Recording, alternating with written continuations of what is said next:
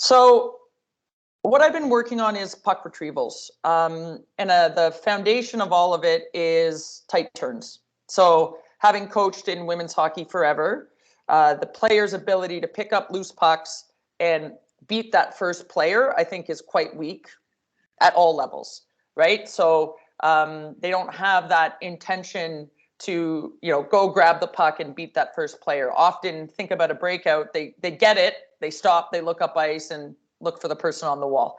They don't actually try to beat anyone. So that's often because their tight turns and their ability to accelerate out of them are quite bad.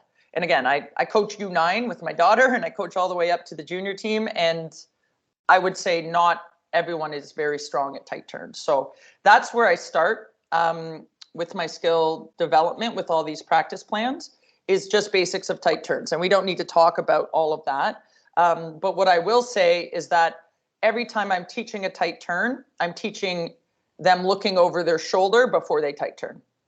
So again, scanning, awareness. I know we've talked about that ad nauseum on these types of calls. But that might even look like with my daughter's U9 team, even just standing still and looking over your shoulder and calling out numbers that people are holding up, or calling up. It's even easier if you say just have your stick up or stick down. So if you're standing behind the player, or she has a partner and you just have your stick up or down, she just yells up or down. So she doesn't have to look at your hands. But even just, instilling that concept of just being able to look over your shoulder. Because again, how many of us have coached for a billion years and we say, okay, make sure you shoulder check on the breakout, and they go, okay, coach. And then in practice they do it. And then in a game, they just stare at the wall. And then we wonder why we can't break out for a minute and a half, because they never looked and got any information. So again, you can start stationary and just infuse that in there. But on every tight turn we do, they're always looking back first. And again, we can add those, holding up the fingers or the sticks to, get that in there a little bit more. So again, all the edge work, inside edges, outside edges, the crossover to come out of the tight turn.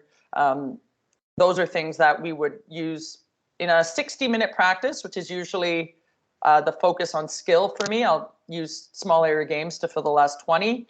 I would say 10 to 15 minutes is purely on tight turns. And that might, with a slightly more advanced group, include carrying the puck. That might include kind of a cat and mouse game, or follow the leader, where the second player follows the first player and mimics her tight turn. So kind of more of a chaos in the zone, higher tempo. The other thing we add in, other than just the scan, would be some sort of deception in the tight turn.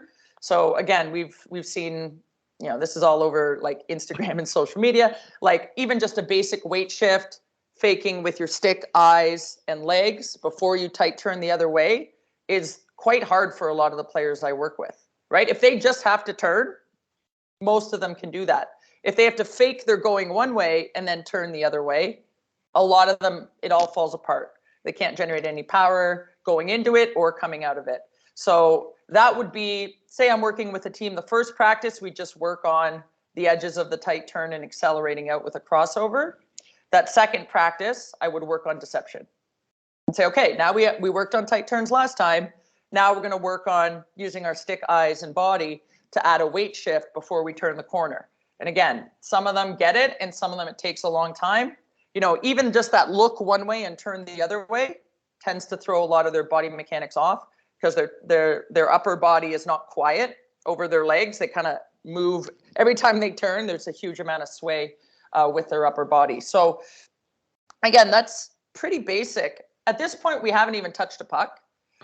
We're working on retrievals, right? Because their pucks are loose for far too much of the game, right? But at this point, we haven't touched a puck yet, for the most part, until maybe the third practice, or if I'm on with the junior team and they pick up the tight turns a lot quicker, we might get there a little earlier.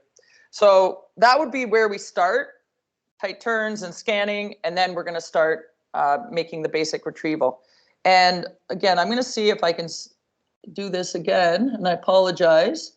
You know what? I'm going to share my desktop. Can you guys see that? Yes. My messy desktop? Okay. Let's do it this way. I'll just pull this. Can you guys see this video? Yes. Okay. So I'm just going to show the beginning of it. So these are three, I guess they would have been U15 players from last year. So this would be a basic open ice retrieval. This is not, they've obviously done this before with me.